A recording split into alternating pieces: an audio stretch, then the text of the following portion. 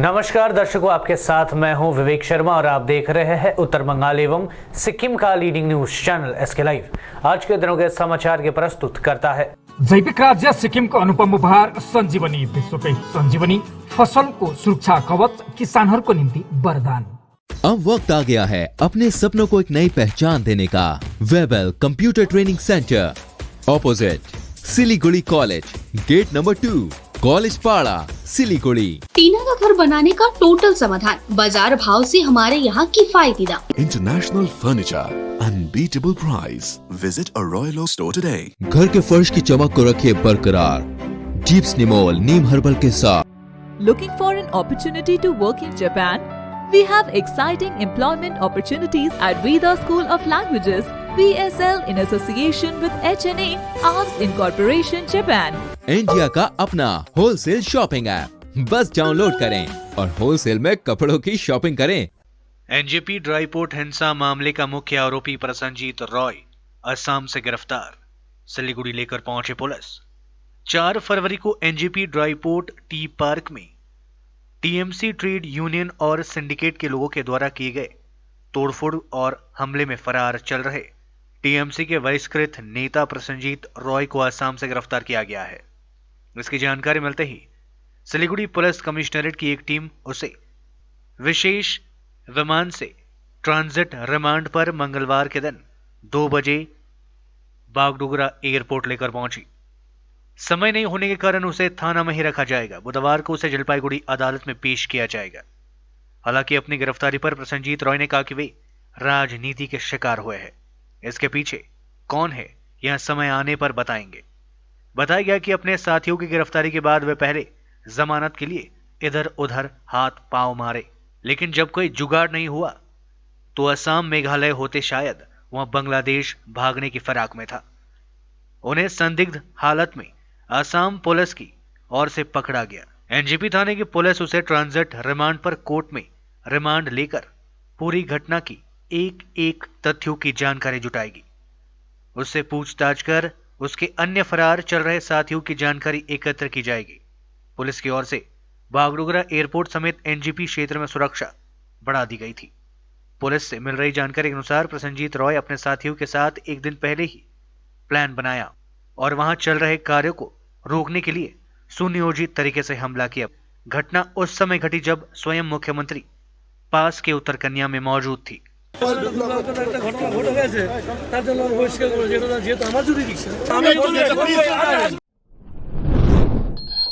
दार्जिलिंग में भारतीय जनता पार्टी की परिवर्तन यात्रा में शामिल हुए दिलीप घोष। सोमवार को कालिंपोंग के मेला ग्राउंड में शुरू हुई भाजपा की परिवर्तन यात्रा मंगलवार को दार्जिलिंग पहुंची। भाजपा की परिवर्तन यात्रा को लेकर दार्जिलिंग के भाजपा समर्थकों में जबरदस्त उत्साह देखा गया। भाजपा के साथ साथ जीएनएलएफ समर्थकों ने भी परिवर्तन यात्रा का स्वागत करते हुए जगह जगह फूल बरसाए। गौरतलब है कि दार्जिलिंग में परिवर्तन यात्रा के अवसर पर आयोजित जनसभा में प्रदेश के अध्यक्ष दिलीप घोष भी उपस्थित थे। उनके साथ दार्जिलिंग के भाजपा सांसद राजू बिस्ट, सांसद अर्जुन सिंह भी मौजूद थे। पिछले साल दार्जिलिंग में उन पर हमला किया गया था। उसके बाद पहली बार वे आज दार्जिलिंग पहुंचे हैं। हालांकि इस बार गोजमू प्रमुख विमल गुरुंग उनके साथ नहीं। वहीं दूसरी ओर आज भी दार्जिलिंग प्रवेश करते हुए विमल गुरुंग समर्थकों ने दिलीप घोष पर काला झंडा दिखाते हुए गो बैक के नारे लगे। एनपीपी पार्टी की सार्वजनिक बैठक कालिंपोंग के मारवाड़ पैलेस में हुई आयोजित। बैठक में विशेष रूप से एनपीपी के राष्ट्रीय सचिव जेम्स पीके सांगमा रहे उपस्थित। उत्तर पूर्वीय क्षेत्रों के बाद दार्जिलिंग पहाड़ों में अपनी पार्टी के विस्तार में आगे बढ़ रहे राजनीतिक पार्टी एनपीपी ने कालिंपोंग जिले से पार्टी के विस्तार का पहला झंडा लगाया और आज राष्ट्रीय सचिव की मौजूदगी में एक बैठक भी संपन्न की। सभा में उत्तर बंगाल और सिक्किम संयोजक शशांक घतराज, जिला सभापति देवेंद्र दाहाल, उपाध्यक्ष देशभक्त सुब्बा, नारी अध्यक्ष संजोगिता सुब्बा एवं पार्टी के सदस्यों की उपस्थिति रही थी। जिला सचिव एवं युवा इंचार्ज सोनाम छोम्बे भूटिया द्वारा संचालित सभा में किरण कुमार लोहार को एनपीपी हिल प्रेसिडेंट और केंजा फोनिंग को सचिव के पद में चयनित किया गया। बैठक में पार्टी के किसान विंग और भूतपूर्व सैनिक संगठन का भी गठन किया गया। कालिंपोंग दिव्यांग समुदाय के छोटेलाल प्रसाद सहित 3 लोग एनपीपी में शामिल भी हुए। बैठक के बाद पत्रकारों को संबोधित करते हुए जेम्स पीके संगमा ने कहा कि उत्तर बंगाल को उत्तर पूर्वी क्षेत्रों से जोड़ना ही उनकी पार्टी का मुख्य लक्ष्य है और वे निरंतर रूप से इस कार्य के लिए आगे बढ़ते रहे। हमारी जो आइडियोलॉजी है एनपीपी की हमेशा से यही रही है कि जो उत्तर पूर्वी क्षेत्र के जो लोग हैं, जो देश में जो अनेक ट्राइबल्स हैं, जो अलग अलग माइनॉरिटी कम्युनिटीज़ हैं, आज उनकी आवाज़ क्यों आज केंद्र सरकार के पास नहीं पहुंच पा रही है, ये इसका एक वजह है कि हमारी संख्या बहुत कम है।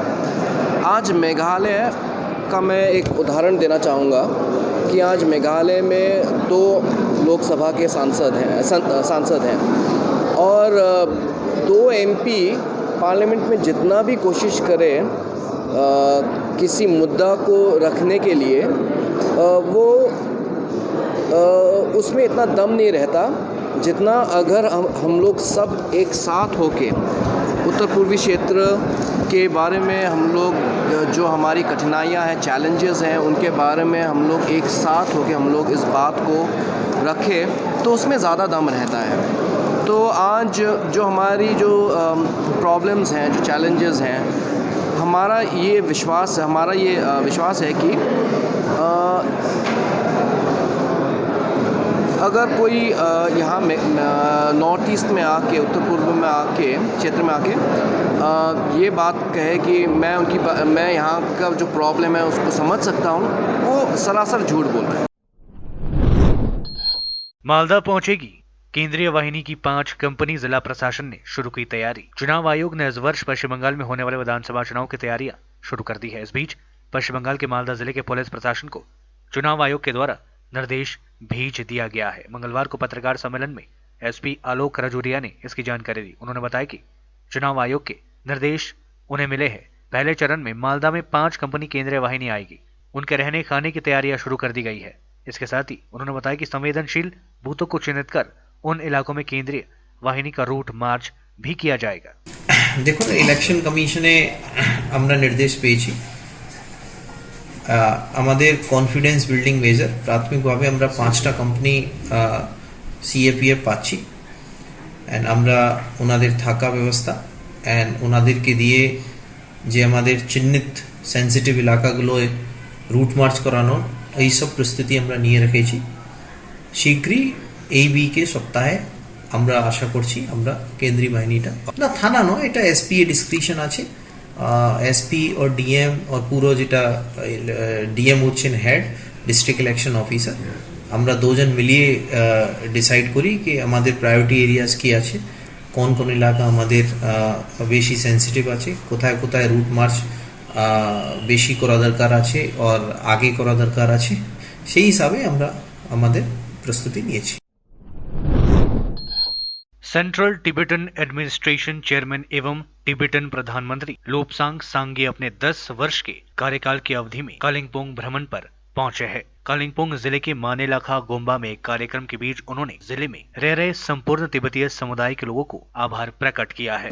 सिक्किम भएर, वेस्ट बंगाल भएर, अरुणाचल भएर अब यो हुनु चाहिँ थ्याङ्क यू टुर हो, किन मेरो 10 सालको समय as a president of central Tibetan एडमिनिस्ट्रेसनको समाप्त हुँदैछ। त्यस कारणले जनताले मलाई भोट दिएको, त्यस कारण म थ्याङ्क यू भन्न। अब मेरो जन्म त लामाहट्टा बस्ती दार्जिलिङ कालिम्पोङ बिचमा हो, त्यहाँ जानु पर्यो।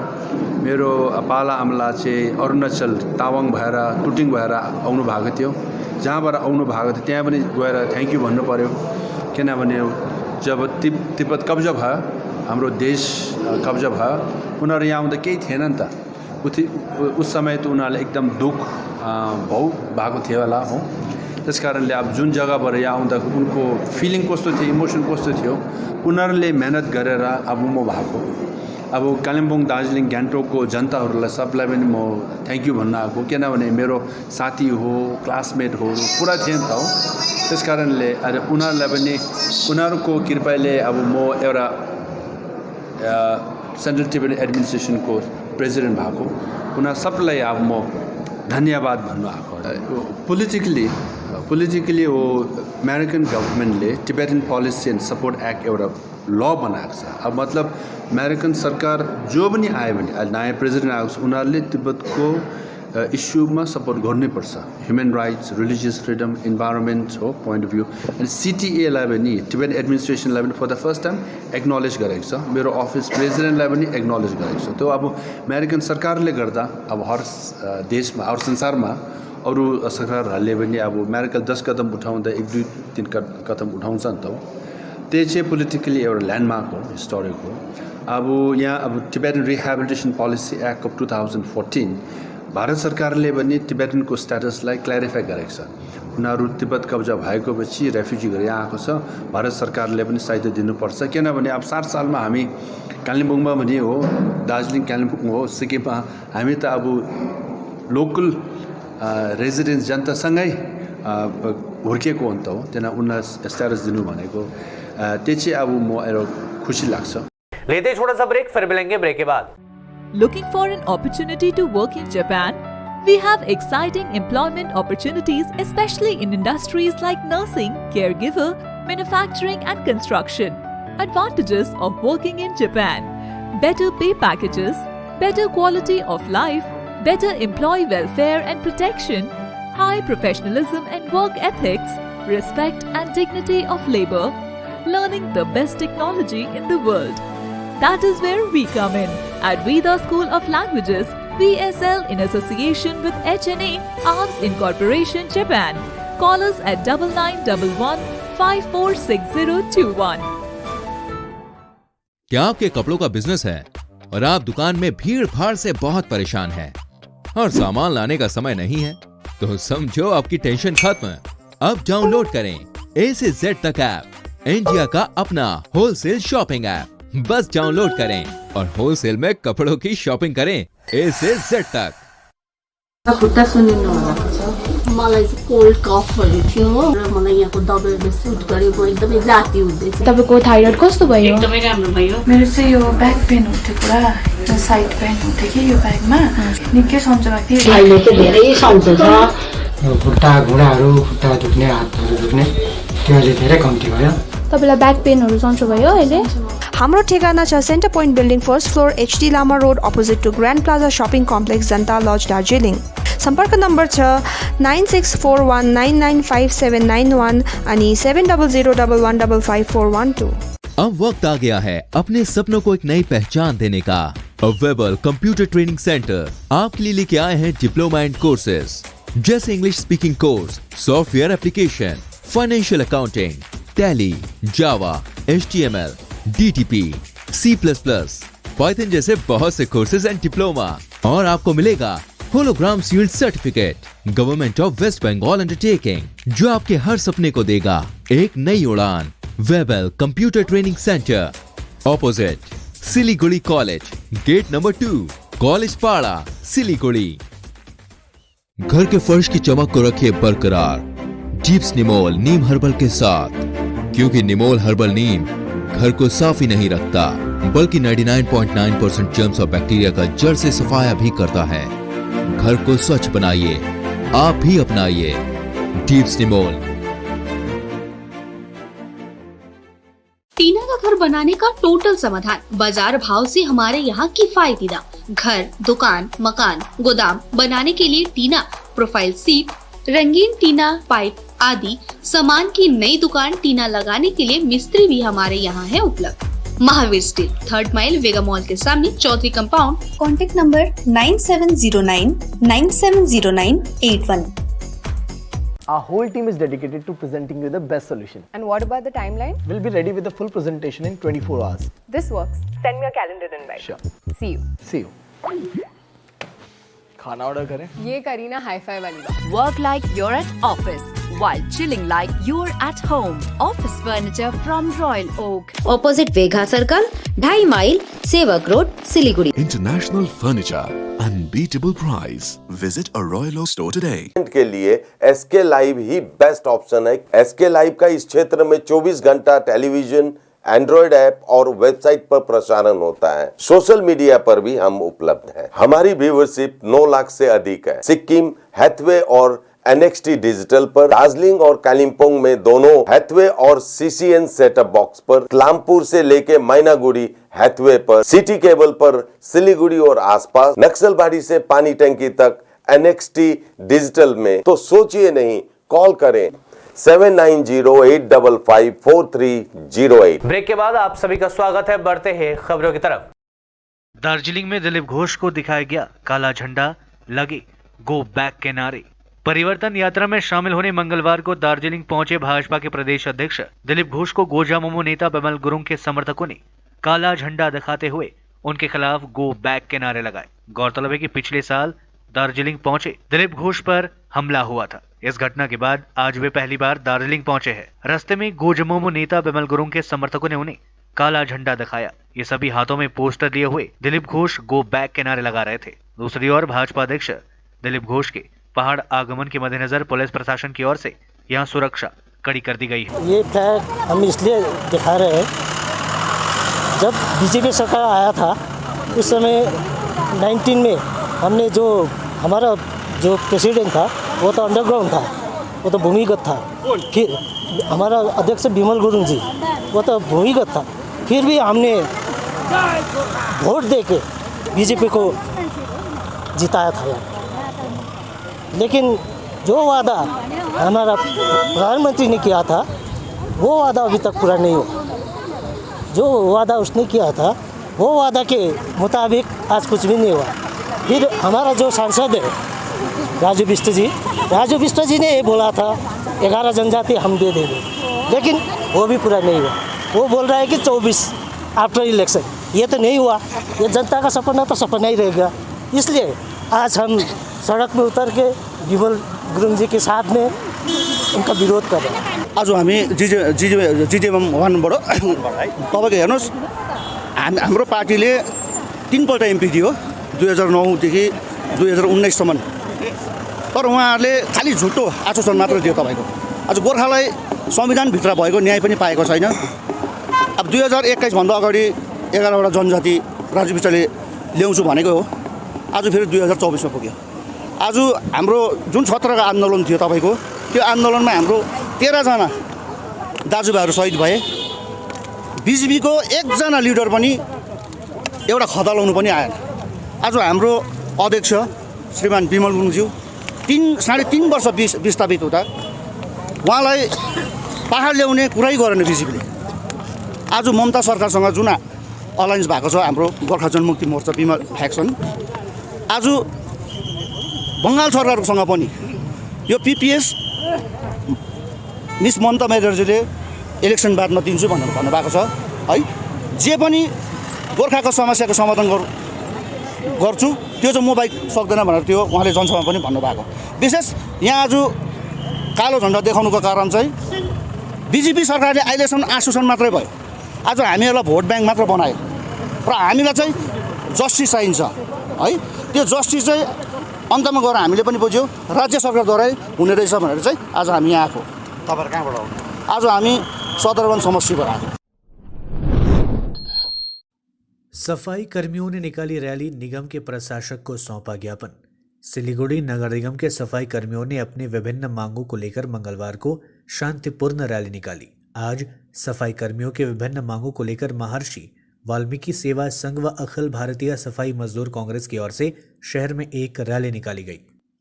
रैली में काफी संख्या में सफाई कर्मियों ने हिस्सा लिया। रैली विभिन्न मार्गों की परिक्रमा करते हुए सिलीगुड़ी नगर निगम पहुंची, जहां निगम के मुख्य प्रशासक अशोक भट्टाचार्य को इन लोगों ने अपनी मांगों को लेकर ज्ञापन सौंपा। संस्था के पद अधिकारियों ने कहा कि वे लोग अपनी मांगों को लेकर आज नगर निगम के प्रशासक को ज्ञापन सौंपे। इसके साथ ही उन्होंने सरकार से जल्द इन पर गंभीरता से विचार का समाधान निकालने की आशा व्यक्त की। गौरतलब है कि स्थायीकरण, वेतन वृद्धि समेत विभिन्न मांगों को लेकर इससे पहले सफाई कर्मियों ने उत्तरबंग सफाई कर्मी यूनियन के बैनर तले बेमियादी हड़ताल की थी। राज्य के पर्यटन मंत्री गौतम देव के हस्तक्षेप के बाद इन लोगों ने हड़ताल समाप्त कर ली, लेकिन अपनी मांगों को लेकर आंदोलन जारी रखने का ऐलान किया। আমাদের 14 দফা দাবির মধ্যে বেতন বৃদ্ধি যেটা ছিল সেটা 10% উনি হা ভরেছেন আর বলছেন আমাদের কথা শুনে কি ইমিডিয়েটলি এই সপ্তাহের মধ্যে একটা মিটিং করে যত বাড়ানো যায় আরও বাড়ানোর চেষ্টা করব। আর আমাদের যেটা পার্মানেন্টের কথা ছিল ওই পার্মানেন্টের কথা বলছে রাজ্য সরকারকে উনি এখান থেকে কর্পোরেশনের মাধ্যমে জানাবেন। আর যেটা পাট্টা জমির পাট্টা যেটা ছিল ওটার বিষয়ে বলছে সেটা তো রাজ্য সরকারে এসে আছে, যেটা আমাদের কর্পোরেশনে আছে সেটা আমরা দিতে পারবো, কিন্তু যেটা রাজ্য সরকারে আছে বা রেলে আছে সেটা আমরা এখান থেকে আমরা চিঠি করব। এইগুলা আর বিভিন্ন বেতন বৃদ্ধির কথা উনি রাজি হয়েছেন। বাকি 14 দফা দাবির মধ্যে যেটা ওনার পক্ষে আছে সেটা উনি বলছেন কি ইমিডিয়েটলি 1 সপ্তাহ 10 দিনের ভিতরে আমরা সেটা অ্যাকশন নিয়ে ওটা করে দেবো। আর বাকি যেটা আমাদের আওতায় নাই সেটা আমরা প্রসেসিং করবো, সেটা প্রুফ তোমাদেরকে আমি কাগজ দিয়ে দেবো যেটা আমরা যে। ममता बनर्जी को तीसरी बार मुख्यमंत्री बनाने के लिए महिलाओं ने रायगंज में शुरू किया दीवार लेखन। कुछ दिन पहले रायगंज स्टेडियम में आयोजित सभा को संबोधित करते हुए मुख्यमंत्री ममता बनर्जी ने कहा था कि ऐसा समझे कि मैं प्रत्येक विधानसभा क्षेत्र में ही चुनाव लड़ रही हूं और इसी को समझकर तृणमूल कांग्रेस को जिताए। मुख्यमंत्री के ऐसे आह्वान के बाद अब रायगंज में महिलाओं ने उनकी तीसरी बार मुख्यमंत्री बनने के लिए व्यापक स्तर पर दीवार लेखन का काम शुरू कर दिया है। रायगंज ब्लॉक के महाराजा गांव इलाके में आज महिलाओं की ओर से दीवार लेखन किया गया। महिलाओं में उत्साह देखते ही बन रहा था। इन महिलाओं में सोमा विश्वास और मधुमिता दास सहित अन्य ने बताया कि हम लोग सभी से अनुरोध किए हैं कि जोड़ा फूल पर वोट देकर ममता बनर्जी को तीसरी बार मुख्यमंत्री बनाएं, क्योंकि मुख्यमंत्री ने जितना विकास राज्य में किया है दूसरा कोई पार्टी नहीं कर सकती है। मुख्यमंत्री ममता बनर्जी के हाथों बंगाल का भविष्य सुरक्षित है। আমরা এখন এই যে সামনে তো 21-এর ভোট আসছে, তো তার জন্য আমরা এখন ওই যে দেওয়াল লেখার কাজটা শুরু করে দিয়েছি। কারণ আমরা 21-এ আমরা দিদিকেই মুখ্যমন্ত্রী হিসাবে আবার দেখতে চাই। হ্যাঁ, কারণ দিদি সব আমাদের এখানে এসে বলে গেছে যে দিদি সব জায়গাতেই দিদি নিজেই প্রার্থী হিসাবে মানে থাকবেন। তো ওই জন্য আমরা দিদিকেই আবার নতুন করে মুখ্যমন্ত্রী হিসাবে দেখতে চাই। হ্যাঁ, আমাদের গ্রামেরই মা বোনেরা বৌদিরা সকলে মিলে বেরিয়েছে আজকে আমাদের তৃণমূল পার্টির হয়ে সব দেওয়াল লিখন করছে। মমতা ব্যানার্জি আমাদের রাজ্যের মুখ্যমন্ত্রী, সবার প্রিয় দিদি, যিনি কিনা গত কিছুদিন আগে রায়গঞ্জ স্টেডিয়াম মাঠে এসেছিলেন। উনি বলেছিলেন যে আমি এখানে সবগুলো বিধানসভাতে আমিই প্রার্থী, আমি মুখ্যমন্ত্রী নই, আমি সব বিধানসভায় আমিই প্রার্থী, সবাই আমাকেই ভোট দেবেন জোড়া ফুল চিহ্নে। তাই আজকে আমাদের এই সমস্ত মা বোনেরা গ্রামে অনুপ্রাণিত হয়ে ওনার কথাতে অনুপ্রাণিত হয়ে স্বইচ্ছায় ওনারা এই গ্রামের মধ্যে বেরিয়েছেন, তারা প্রচার করে বেড়াচ্ছেন এবং দেওয়াল লিখে বেড়াচ্ছেন। रेड लाइट एरिया से हथियारों का जखीरा बरामद, 3 गिरफ्तार। कूच बिहार के दिनहाटा थाने की पुलिस ने खुफिया जानकारी के आधार पर अभियान चलाकर दिनहाटा के एक रेड लाइट एरिया से हथियारों के जखीरों के साथ 3 लोगों को गिरफ्तार किया। पुलिस सूत्र के अनुसार देर रात शहर के 9 नंबर वार्ड में एक महिला के घर अभियान चलाकर 3 आरोपियों को गिरफ्तार किया गया। उनके नाम अशरफुल हक, संजय सेन व रिपन हुसैन है। इनमें अशरफुल हक गीता दला के बोराम इलाके का रहने वाला है, जबकि संजय सेन दिनहाटा 2 नंबर ब्लॉक के कुशारहाट एवं रिपन हुसैन धराई खाना गांव का रहने वाला बताया जा रहा है। इनके पास से एक सेमी ऑटोमेटिक पिस्टल, 4.65 mm गोली एवं 120 याबा टैबलेट्स बरामद किया गया। विधानसभा चुनाव से पहले दिनहाटा थाने की पुलिस को यह बड़ी सफलता हाथ लगी है। पुलिस आरोपियों से पूछताछ कर इस बारे में अधिक जानकारी जुटा रही है। दिनहाटा थाने के आईसी संजय दत्ता ने बताया कि आरोपियों के खिलाफ मामला दर्ज कर कार्रवाई शुरू कर दी गई। मंत्री गुलाम रब्बानी ने भाजपा को बंगाल से खदेड़ने का किया आह्वान। देश भर में सांप्रदायिकता के बीज बो रही है भारतीय जनता पार्टी, ये बातें कही है राज्य के श्रम मंत्री गुलाम रब्बानी ने। भले ही चुनाव आयोग ने विधानसभा चुनाव की तिथियों का ऐलान नहीं किया हो, लेकिन सत्ताधारी तृणमूल कांग्रेस समेत सभी राजनीतिक पार्टी चुनाव प्रचार में जुटी हुई है। इस बीच मालदा में तृणमूल कांग्रेस के मंत्री गुलाम रब्बानी के जरिए चुनाव प्रचार का आगाज कर दिया। मालदा के हरिश्चंद्रपुर टाउन लाइब्रेरी मैदान में हरिश्चंद्रपुर विधानसभा के कोऑर्डिनेटर तथा पूर्व विधायक ताजमुल हुसैन के आह्वान पर एक जनसभा का आयोजन किया गया था। मंत्री गुलाम रब्बानी सभा में बतौर मुख्य वक्ता के रूप में उपस्थित थे। इसके अलावा स्टेट कमेटी के वाइस प्रेसिडेंट मोयुज्जन हुसैन, जिला महासचिव जमू हुसैन, तबारक हुसैन चौधरी, ब्लॉक अध्यक्ष हजरत अली समेत काफी संख्या में अन्य नेता व समर्थक उपस्थित थे। जनसभा को संबोधित करते हुए मंत्री गुलाम रब्बानी ने भाजपा को बंगाल से खदेड़ने का निर्देश दिया। उन्होंने कहा कि भारतीय जनता पार्टी देश में सांप्रदायिकता की बीज बो रही है। उन्होंने कहा कि भाजपा सरकार अपनी राजनीतिक सुविधाओं के लिए बंगाल विधानसभा चुनाव की तिथियों की घोषणा को पीछे ले जा रही है। साथ ही उन्होंने भाजपा सरकार पर सीबीआई को अपने फायदे के लिए इस्तेमाल कर नेताओं पर डराने धमकाने का आरोप लगाया। उन्होंने कहा कि विधानसभा चुनाव में खेल होगा और राज्य की जनता खेल खेलेगी। मंत्री ने राज्य सरकार की ओर से संचालित कल्याणकारी योजनाओं की जानकारी देते हुए कहा कि राज्य की तृणमूल सरकार लगातार जनता के कल्याण के लिए कार्य कर रही है। उन्होंने कहा बंगाल की हर सीट पर केवल मुख्यमंत्री ममता बनर्जी ही उम्मीदवार होंगी, इसलिए अधिक से अधिक वोटों से उन्हें जिताना होगा।